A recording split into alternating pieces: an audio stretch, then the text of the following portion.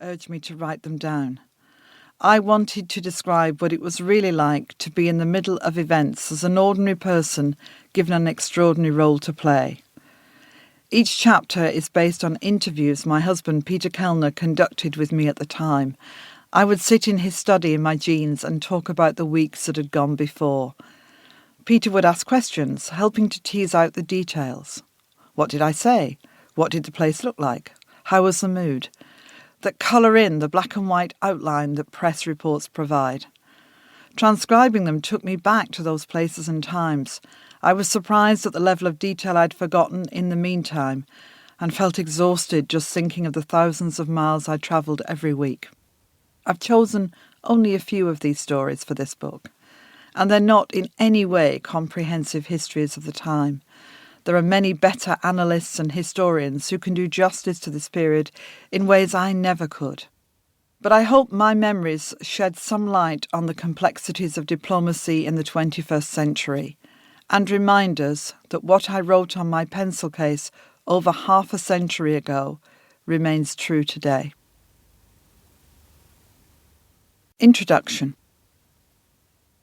The word diplomacy conjures up a range of images, from palatial buildings filled with cocktail-sipping occupants in black tie and ball gowns, to earnest discussions around paper-strewn tables, or exhausted people emerging from grubby hideaways after weeks of negotiation. These three comprise the most obvious elements of diplomatic activity: representing a nation or organisation, managing international relations, and preventing or resolving conflict. It's often described as an art form, one that relies on the skills and commitment of individuals, backed by the determination of the people they represent. There is no certain path to success for a diplomat. Most of the time they work quietly, keeping relations steady, but crises can spring seemingly out of nowhere, changing dramatically in the course of hours or days and engulfing communities and sometimes countries.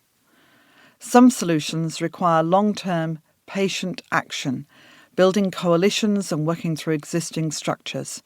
Others need immediate attention, despite the information available being at best sketchy and incomplete.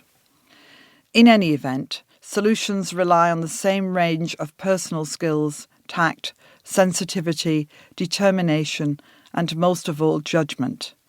They rely on the same essential tools to achieve change: dialogue and negotiation with incentives. Even when diplomacy fails and situations descend into chaos or become frozen in conflict, ultimately the only way out is diplomacy. It is, in my view, the ultimate weapon in the arsenal of international relations, and it is underrated and undervalued. The European Union was not a conventional power like the USA, Russia or China. Its decision to create a new foreign policy service, the European External Action Service, or EEAS, brought together the resources of the Commission and Council in a new hybrid structure, strengthening its common foreign policy and using its economic clout as a soft power tool. During the years that I led European foreign policy efforts, I learnt that some common elements improved the chances of a successful outcome. I also came face to face with some of the real dilemmas of foreign policy. Above all, that decisions are rarely clear-cut and easy to take. So often there is no perfect solution. I've tried to capture something of what it was like to be there and how small pieces of history are made. Every week was different, usually involving thousands of miles of travel in a relentless, exhausting schedule. My ability to withstand jet lag successfully was in part because the time of day meant very little. I slept when it was dark and I worked when it was light. During hundreds of visits to countries around the world, I stepped inside magnificent palaces and visited the poorest neighbourhoods. I saw for myself the skyline of tents for refugees fleeing war and the beauty of buildings newly restored after years of conflict. I had the chance to use all my senses, taste the air, smell the decay and neglect, hold the frightened child, hear the noise of those giving excuses or shifting the blame elsewhere.